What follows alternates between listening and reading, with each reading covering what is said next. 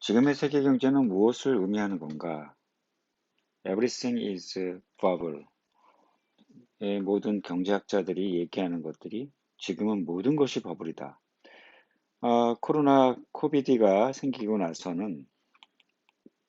코비드가 생기고 나서는 어떻게 됐냐?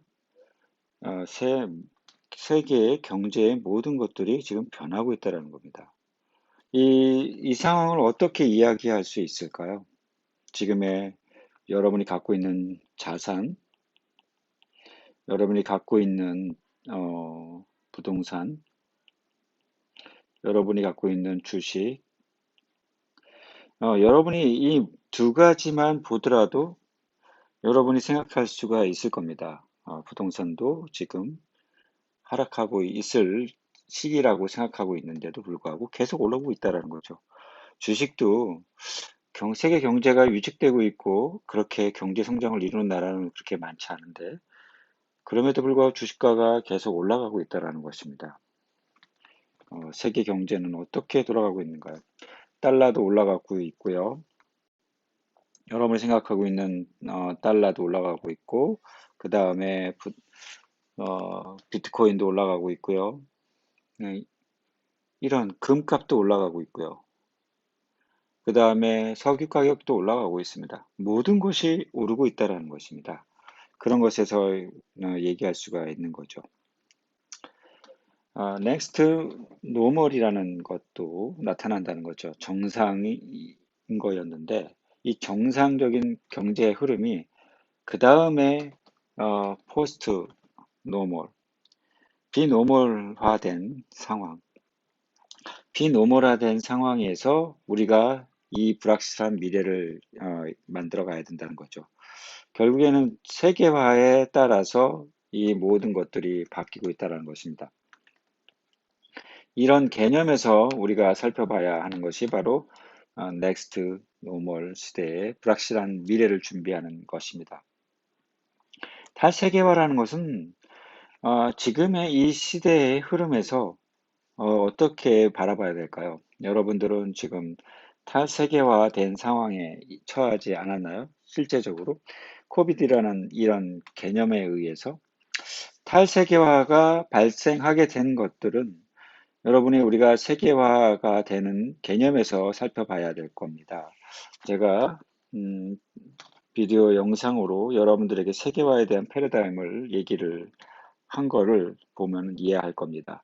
그래서 이 세계화가 지금 다시 보호주의로 인해서 선진국에서 극렬한 보호주의와 이민자들의 외국인에 대한 차별, 이런 모든 것들이 어떻게 보면 반세계화를 이끌어가게 된 거죠. 여기에는 또 디지털화된 사회가 나타나기 때문에 그렇죠.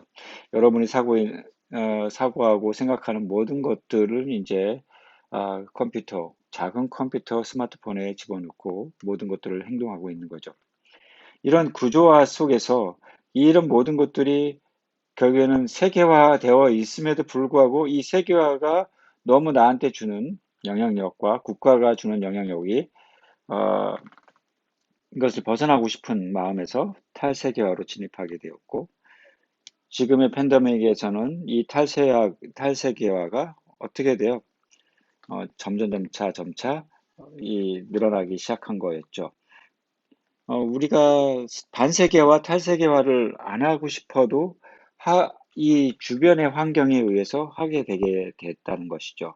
그게 바로 코로나였고, 코로나에 따르는 포스트 코로나, 가 지금 다가왔고 위드 코로나가 이제 다가온 거죠. 근데 이 위드 코로나 속에서 왜 이거를 해야 되냐? 결국에는 세계화를 위해서고 자유무역을 위해서인 거예요. 반세계화는 자유무역을 하지 말자는 얘기였던 거였죠. 그렇지만 이 세계화를 더 앞당길 수 있는 방법보다도 세계화가 우리에게 가져다 주는 이익이 더 크기 때문에 그러죠. 자유무역이 우리에게 주는 경제성장과 이익들이 너무 크기 때문에 이거를 포기해서는 결국에는 어떻게 돼요? 전 세계가 더 위험하게 되고 국가마다 경제 위기가 오기 때문에 그러죠. 뭐 여러분의 아프간의 탈레반이 왜 개방하고 세계 속에서 하나의 무역을 창출하려고 계속 다른 나라에게 손을 내밀고 있나요? 그들의 체제가 잘못됐음에도 불구하고 자기의 모든 것들을 바꾸지 않으면서도 전 세계와 협력하려고 하는 거죠. 그들과 다가가려고 하는 거죠. 무역을 하려고 하는 거죠. 왜 그래요? 경제를 성장시키기 위해서요. 이게 이제 경제 성장을 위해서 자유무역을 요구하는 거죠. 근데 여러분이 잘 알아야 될 거는 이 탈세계화와 자유무역은 결국에는 경제 성장을 도태시키는 건가요? 궁극적으로는 도태시키는 겁니다. 그럼에도 불구하고 반세계화를 외치는 이유는 뭘까요? 지금의 나의 삶을 어떻게 해요? 이 세계화 속에 집어넣고 싶지 않은 거죠. 나는 이 정도로 이 나라가 발전했으면 좋을 것 같다라는 것을 이야기하는 거기도 합니다. 그 얘기를 구체적으로 다음에 넘어가서 얘기하도록 할게요. 블랑코 밀라노비치가 말하는 것입니다. 뭐냐면 세계화 속에서 우리가 바라봐야 될 것은 뭐예요? 소득의 불균형이라는 거죠. 이 불균형 속에서 우리가 이해를 할 수 있는 것들이 많이 있습니다. 여러분이 생각하는 것처럼 이 불균형을 어떻게 해소할 것인가? 자, 그 빙칭의 계리와 신흥국의 중국이라는 나라가 이렇게 부강하면서 소득의 증가율은 어떻게 될까요? 세계 소득의 증가율은 엄청나게 바뀌고 있다는 것이죠. 자, 여기 이 부분은 빈곤층이 있고 이 부분층은 부유층입니다. 여러분이 이 도표를 보면서 느껴야 되는 것은 무엇이냐면 부유층의 소득 증가율이 어떻게 돼요? 지금의 신흥부유국들은 계속 증가시켜 왔죠. 증가시켜 왔습니다. 근데 선진국으로 갈수록 이 선진국의 중산층이 후퇴되고 있다는 거예요. 떨어지고 있다는 겁니다. 이게 아주 커다란 문제가 되니까 반세계화를 외치는 것이죠. 선진국의 부유층들은 보세요. 계속 올라가고 있습니다. 상승하고 있어요. 그 상승하고 있는데도 불구하고 여기서 우리가 얘기할 수 있는 건 뭔가요? 이 신흥국과 부유층이 증가하고 있는 반면에 선진국의 중산층이 후퇴하고 있다는 것이죠. 여기에서 이 반세계화, 탈세계화를 외치고 있는 거기도 합니다. 누가 외쳐요? 선진국이 외치고 있는 거죠.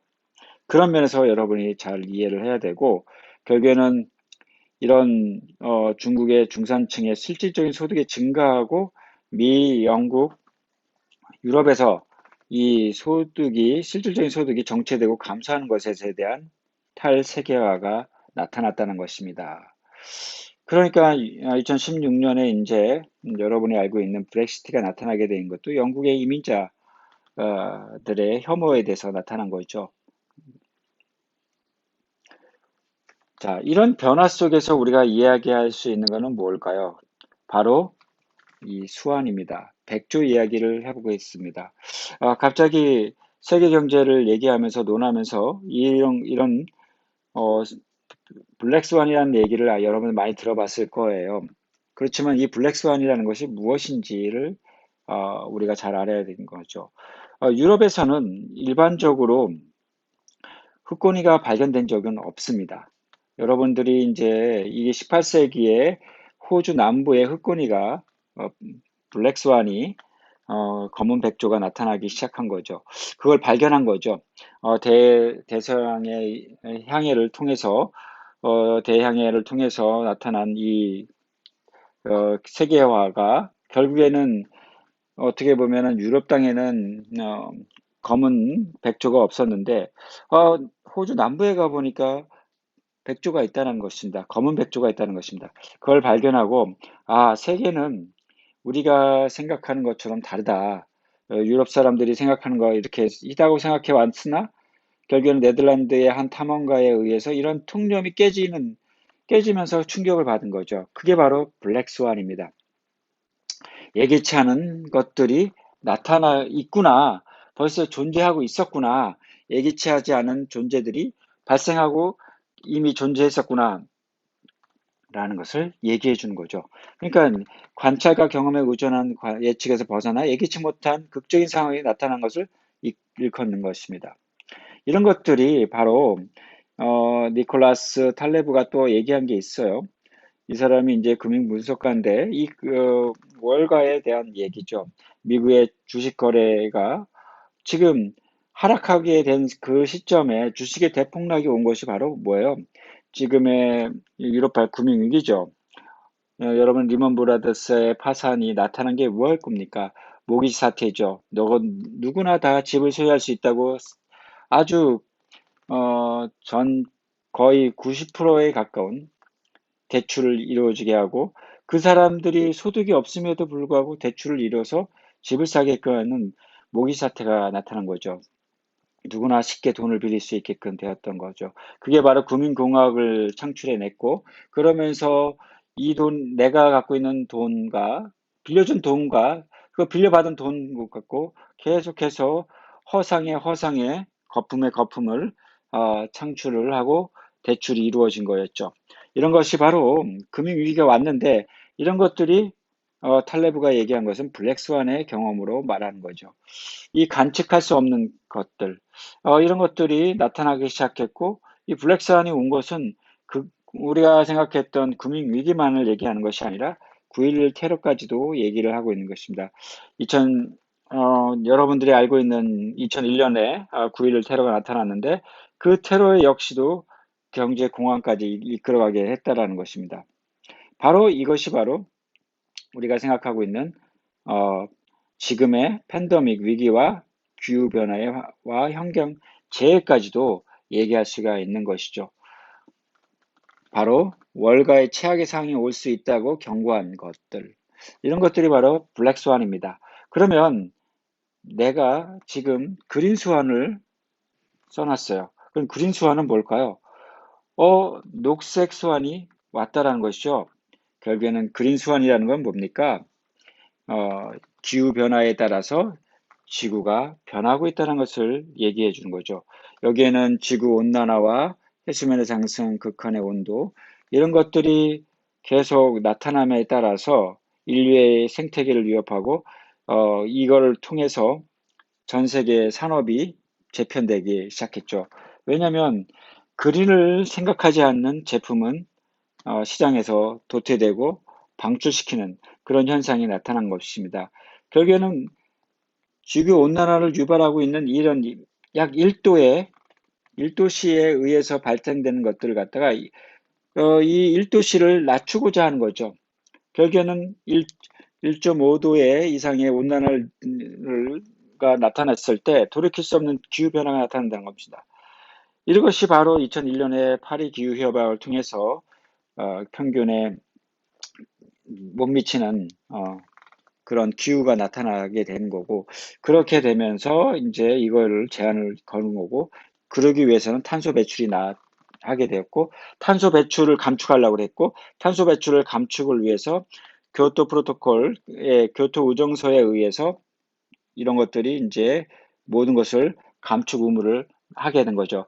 그러다 보니까 자동차의 배기가스를 줄여야 되고, 전체의 20% 이상을 차지하고 있는 자동차의 배기가스를 줄이는 것이 가장 중요한 거고, 그러다 보니까 전기차가 나오게 된 것이죠. 전기차의 출현은 나중에 또 얘기하겠지만, 이거는 가솔린 자동차보다 더 먼저 나타난 것이었죠. 그럼에도 불구하고 사용되지 않았다가 지금의 그린 수완이 다가오면서 새로운 산업처럼 나타나게 된 게 전기차인 것이죠. 자, 세계는 이런 식으로 변하고 있다는 겁니다. 자, 그래서 세계 위기를 예측할 수 있는 건가? 우리는 세계를 예측하는 것은 너무나도 어려운 것이죠. 그렇지만 많은 경제학자들은 그걸 예측하려고 노력합니다. 그럼에도 불구하고 블랙스완이라는 개념을 우리가 생각하게 되었고, 그 블랙스완은 그린스완까지 얘기를 하게 되는 것이죠. 음, 블랙스완은 예측하기 어려운 이례적인 사건이었고, 그린스완은 기후변화를 초래하는 위기를 얘기한 거였고, 이런 것들은 정규 분포에 따라서 어떻게 보면은 어, 이게 합리적인 가능성을 나타나게끔 만들려고 노력을 하지만 그러니까 어떻게 보면 이걸 이해하려고 노력한 거죠. 블랙스완이 있다라는 것을 이해하려고 노력한 겁니다. 그렇지만 이제 이 그린스완 같은 경우는 발생 가능성이 높거나 확실한 발생이 예상되지만 어떤 거요? 시기나 어떤 구체적인 것이 이해하기 어렵다는 것입니다. 이게 가장 중요한 것이죠. 시기나 구체적으로 불확실을 완전히 이해하기가 어렵기 때문에 이 그린스완이라고 얘기하는 것이죠. 재앙이 언제 닥쳐올지, 기후변화에 의해서 홍수가 언제 나타날지는 누구도 쉽게 이해하지 못한다는 것입니다. 그래서 이제 이 블랙스완은 통계학자, 금융분석과 리스크 관리자들이 이 나타난 것들을 갖다가 예측을 하지만 결국에는 서로가 의견이 다르기 때문에 이걸 분석하게 되기도 어렵고, 이것도 그린스완도 과학자들도 마찬가지고 경제학자도 마찬가지입니다. 결국에는 이런 것이 낮거나 점진적으로 나타날 것이다 라는 것이다. 그러면서 언젠가는 그 버블이 뻥 하고 터질 것이다 라고 얘기하는 것이죠. 이게 그럴 때는 이제 충격과 손실이 발생하게 되는 거고, 이런 것들은 어떻게 우리가 감당할 수 없을 것으로 다가올 거다라는 것이 블랙스완이고, 그 다음에 이제 그린스완 같은 경우는 여러분이 알고 있는 것처럼 직접적인 충격을 받게 됐지만 이것은 어떻게 해요? 불가역적인 손실로 나타날 수밖에 없다는 것입니다. 그래서 이 리스크를 어떻게 대처해야 될 건가? 그러나 이제 블랙스완 같은 경우는 경제적인 측면이 강하기 때문에 이런 걸 갖다가 취약성을 방지하고 전략적인 설계를 세우고 노력하고 있지만 쉽지는 않다라는 것이죠. 그린스완 같은 경우는 이해되지 않더라도 어떻게 해요? 즉각적인 실행과 공조가 필요하게 나타나게 되고, 그게 바로 여러분이 알고 있는 기후변화 협약이다라는 거죠. 자, 이런 것들이 기후의 위기에 의해서 나타나거나 금융위기에 의해서 나타나는 것들이 다 유사하기 때문에 뭐라고 그래요? 그린스완, 블랙스완이라고 얘기하는 거고, 이런 것들을 통해서 이제 리스크와 투자에 관련돼서도, 환경 투자에 대해서도 같이 바라봐야 된다는 겁니다. 자, 그러면 오늘 이 시간에 첫 시간 어떻게 보면 여러분하고 저하고 이 경제에 대해서 조금 얘기하는 그 시간인데, 그걸 갖고 한번 어떻게 이해해야 될까를 한번 살펴볼게요. 선진국보다 후진국, 어떻게 보면 신흥국, 개발도상국이 더 빠르게 성장해 왔다는 것인데, 그래프를 보시면 알겠지만 선진국 2008년, 2009년 시점을 보면은 선진국의 성장은 더 마이너스로 되게 됐고, 신흥국은 더 빠르게 성장해 오고 있다는 것입니다. 그런 면에서 우리가 살펴봐야 되는 것이죠. 작금의 미래에 있어서 그 다음에 어떻게 이것을 살펴볼까요? 신흥국과 선진국의 격차는 굉장히 커왔다라는 것입니다. 커져왔죠. 그렇지만 금융위기 이후에 나타난 것은 점차 선진국도 이제 줄어가고 있다는 거죠. 늘어나고 있다는 것이죠. 격차를 줄이고 가고 있다는 것을 보여주고 있어요. 그 격차는 이 위기를 극복하면서 더 크게 나타날 겁니다. 그래서 미국의 성장과 신흥국의 하락을 또 얘기할 수 있습니다. 실제적으로 미국발 금융위기를 겪고 나서 그 다음에 여러분이 알고 있는 지금 코로나 위기를 겪고 나서 어떻게 달라질까? 결국엔 미국은 더 성장할 거고 신흥국들은 더 하락할 것이라는 것이 바로 여기에 분석입니다. 뭐 여러분들이 알고 있는 세계 경제를 분석하는 경제학자들이 얘기하는 것이죠. 왜 그렇게 나타날까? 왜 지금 신흥시장들은 더 하락할 걸까? 선진시장은 계속 성장할 거고, 그 얘기에 대해서 우리가 초점을 맞춰야 되는 것은 바로 어떤 것에 초점을 맞춰야 되는 건가요? 이거를 주도하고 있는 주도 세력이 선진국이기 때문에 그렇죠. 금융시장을 안정시키기 위해서 무엇을 했나요, 이때까지? 결국에는 테이퍼링이 이제 다가오겠지만 금융의 이제 수도꼭지를 틀어서 많은 사람들에게 지금 돈을 통해서 양적 완화를 통해서 많은 시장에 흘러나온 돈, 발행된 돈들을 통해서 이 시장을 굴러가게 만들었죠. 수많은 피를 수혈을 해서 그 죽어가는 사람이 계속 살게끔 만들어 준 겁니다. 그러다 보니까 이런 금리가 가치가 계속 떨어질 수밖에 없는 거죠. 금리가 인하될 수밖에 없는 겁니다. 어떻게 보면 금, 돈을 계속 찍어내는 상황에서 금리가 올라갈 수는 없는 거죠. 그러다 보니까 글로벌 불황 위기는 계속해서 나타나게 되었고, 실질적으로 과거의 현상을 한번 살펴보도록 할게요. 제가 분석한 건 아니지만, 세계은행의 경제학자들이 분석한 결과를 보면은 실제적으로 불황이 찾아오고 나서는 어떻게 해요? 다음 세계 연도에 경제는 어떻게 해요? 더 크게 나타난다는 것이죠. 자, 그러니까 이 경제 불황이 더 크게 나타날 수밖에 없는 이유, 그거를 갖다가 우리가 이해할 수가 있는 것이죠. 그러면 경제 불황이 나타나고, 그 다음에 1982년도에도 마찬가지고, 91년도에도 그만큼의 여파가 나타난다는 것입니다. 변화의 속도가 더 크게 나타난 것입니다. 결국에는 강한 리바운드로 인해서 세계 경제가 유축된다는 것이죠. 이거는 뭐냐, 불황 위기가 다가오면은 이걸 얼마나 잘 극복할 수 있냐가 가장 중요한 거는 것이죠. 경제 성장에 따른 그 불황의 크기가 더 크면 클수록 어떻게 해요? 더 대립되게 리바운드에서 나타난다는 것입니다. 그렇기 때문에 글로벌 불황의 새로운 변수들을 우리가 한번 살펴볼게요. 아까 전에 얘기했던 건 뭐 너무 멀리까지는 안 가고요. 1930년대 대공황이 있었던 걸까지는 가지 않고, 지금은 최근에 미국발 금융위기, 2007년도에 주식이 폭락했던 이야기, 그래서 2008년도 리먼 브라더스가 파산해서 주가가 하락했던 일, 그러면서도 새로운 뭐요? 혁신의 기술이 나타나면서 경제 성장을 또 이뤄가고 있다는 것이었죠. 2008년도에 불황에도 불구하고 아이폰이 등장했고, 2009년도에는 우리나라는 아이폰을 쓰지 않았고, 들어오지 않았지만 2010년도에 한국에 들어왔지만 그 시기에는 뭐예요? 2010년도엔 유럽발 금융위기가 일어났던 시기입니다. 그럼에도 이 경제와 불황과 이 혁신은 계속 나타나고 있다는 것입니다. 피그스라고 하는, 어떻게 보면 유럽의 아주 못난 돼지들, 아주 금융위기를 갖게 만들었던 그런 그 피그들의 국가들, 여러분들이 알고 있는 그리스를 포함해서 스페인, 포르투갈, 아일랜드 이런 나라들이었죠. 지금은 뭐 다 경제를 회복해서 선진국의 위치를 계속 차지하고 있습니다. 그런 나라들의 결과는 어땠어요? 그런 나라들이 지금 굉장히 어려워지고, 그러면서 유로존의 해체까지도 생각했던 그런 시기였습니다.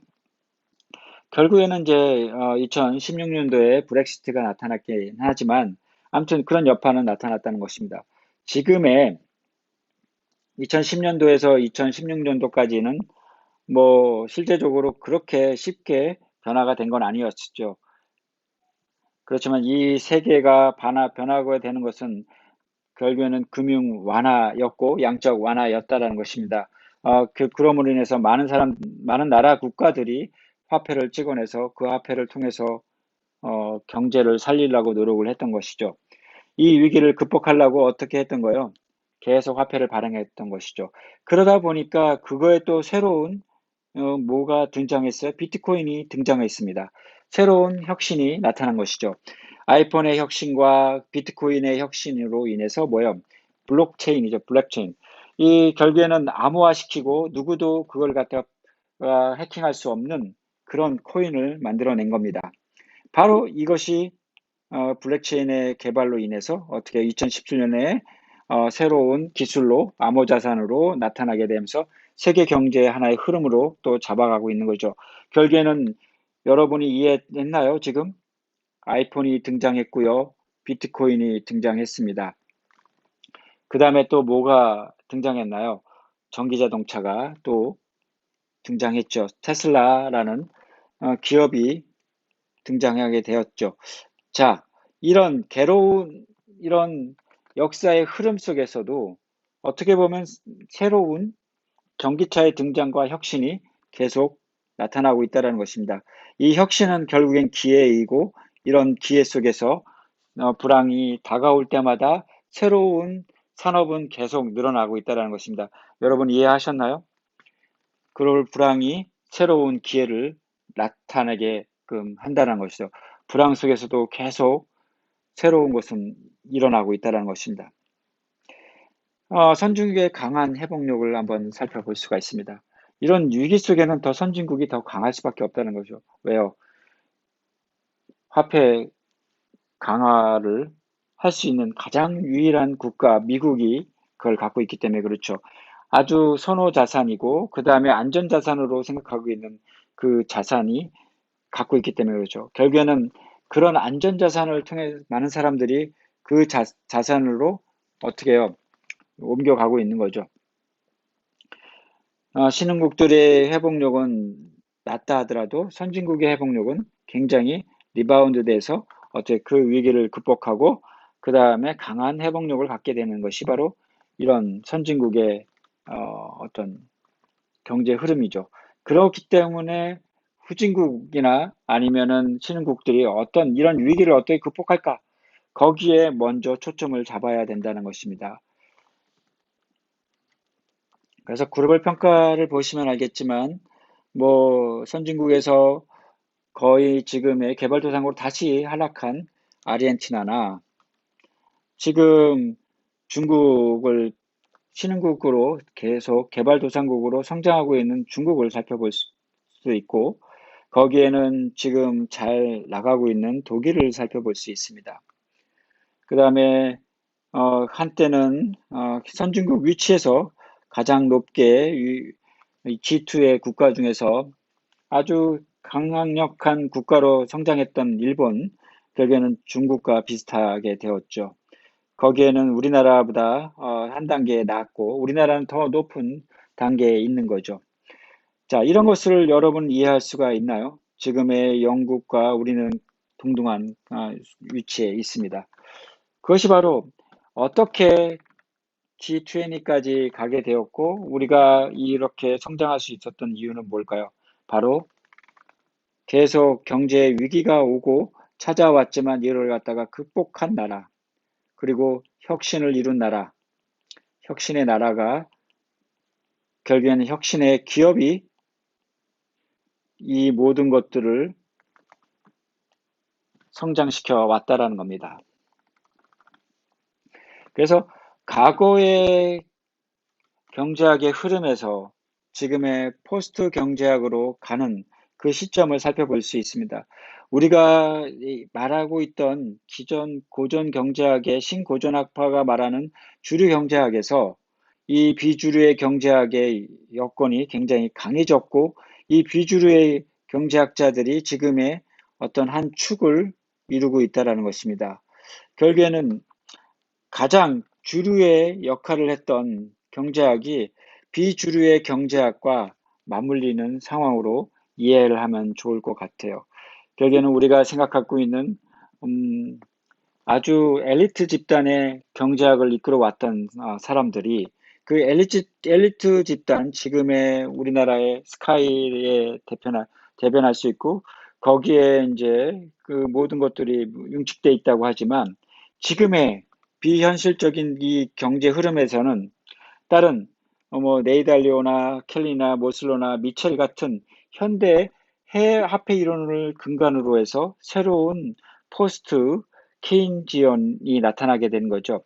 결국에는 케인즈의 어떤 역할이 새로운 경제학의 흐름을 1930년대에 경제 불황이 왔을 때 수립했던 케인즈 학파, 케인즈가 만들어낸 구조가 지금도 새롭게 분화되고 나타나고 있다는 것을 여러분이 이해하면 좋을 것 같습니다. 이거는 나중에 더 한번 살펴보도록 할게요.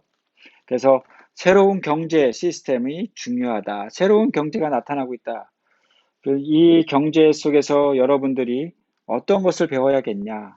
결국에는 전통적인 어떤 재정적인 성과와 이런 것들, 경제와 금융 현황 이런 것들도 배워야겠지만 그런 것들이 이 세계를 이해하기엔 너무 어렵다. 그래서 새로운 것들로 새로운 포용과 확장과 지속과 잠재성을 가지고서 이 가치를 판단하고 이끌어가게끔 만들어야 되고 이런 것들을 여러분들이 익혀야 된다는 것이죠. 이런 결국에는 지금의 경제에 있어서 투기와 버블이 계속 증가하고 있습니다. 이런 투기와 버블은 언젠가는 꺼진다는 거예요. 집값도 하락할 거고요. 결국에는 비트코인도 하락하게 될 거고요. 여러분이 알고 있는 모든 것이 버블이라고 얘기했잖아요. Everything is bubble. 그 버블이 결국에는 이 분명한 이 현실 속에서 터진다는 것입니다. 주식도 하락할 겁니다. 이런 거 하락할 것을 대비해서 거기에서 또한 하락했다가 다시 성장하는 리바운드 되는 그 시점을 노려야 된다는 것이죠. 거기에는 새로운 디지털 경제나 새로운 파라다임의 경제나 ESG 환경에 관련된 투자나 이런 것들이 모든 것들이 여러분들에게 기회가 다가올 수 있고 이 기회는 여러분이 쟁취해야 되고 그래야 세계 경제의 흐름을 이해할 수가 있는 거고 세계 경제를 이해하는 이유는 뭐예요? 이런 것에 자본을 여러분과 노력과 그런 것들을 갖다가 투입하는 그런 시기라는 것이죠. 지금의 코로나 위기, 지금의 위드 코로나, 이 시대, 이 지금의 양적 완화에서 다시 테이퍼링해서 다시 금융이 쪼그라드는 그런 시점에 여러분은 다시 한번 새로운 것을 도전할 수 있는 기회가 생겼다는 것에 감사하고 여러분은 기쁘게 이런 세계 경제를 이해했으면 좋을 것 같아요.